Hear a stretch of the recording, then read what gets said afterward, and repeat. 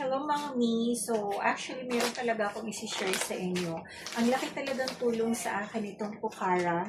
Itong mga mi, napakaganda talaga niya. Unang-una, ang nawala sa akin is yung pagiging acidic ko.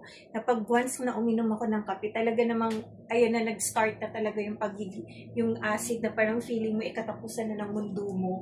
Pag once na inatake ka ng, acid mo, yung acid reflux, di ba? So, etong Pukara na to mga mi, grabe, as in, alam mo bang iniinom ko to pagkagising ko sa umaga kasi nga mas effective siya pag ginamit mo siya pag ininom mo siya nang wala pang laman yung tiyan mo. At mga mi, napansin ko talaga na nung ininom ko to mga mi, my God, parang yung bloatedness na pakiramdam ko sa tiyan ko, hindi ko na siya naramdaman. As in, promise talaga mi. Tapos parang umiimpis yung tiyan ko na, kasi diba usually naman kasi pag lumalaki yung tiyan natin, acidic ka talaga nun at marami kang acid talaga sa katawan.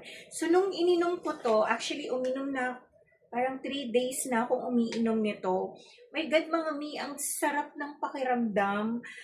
Hindi ko na nararamdaman yung hilo factor pag inaatake ako ng acid.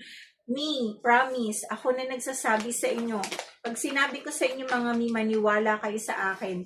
Kasi nga, nangyari sa akin. So, ang laki ng difference ngayon ng tiyan ko compared doon nung hindi ko pa to iniinom tong Pukara coffee na to.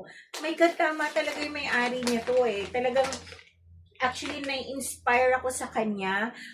Nung una ko pa lang talaga tong nakita, actually, meron na nagsabi sa akin na effective na daw talaga to. Pero, di ba, hanggat hindi naman natin natatry, hindi natin masasabi kung gaano ka-effective talaga yung product na yun. But, my God, me, talaga, 3 days ko pa lang siyang ininom. I started using this last Thursday lang. So, pangatlong araw ko siya ngayon.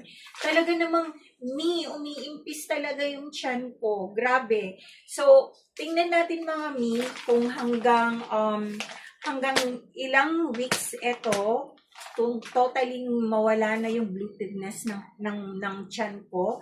So, if I were you mga mamshi, so itry nyo i-check out to mga mi, lalo na yung may mga nararamdaman dyan ng acidity sa katawan nila at hindi sila makapag-coffee dahil nga natatakot na tayo. Kasi alam natin ang pakiramdam pag inatake tayo ng acid talaga.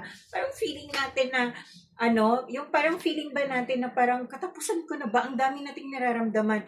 Yung tipong nahihilo ka, nangangati yung katawan mo, meron pang yung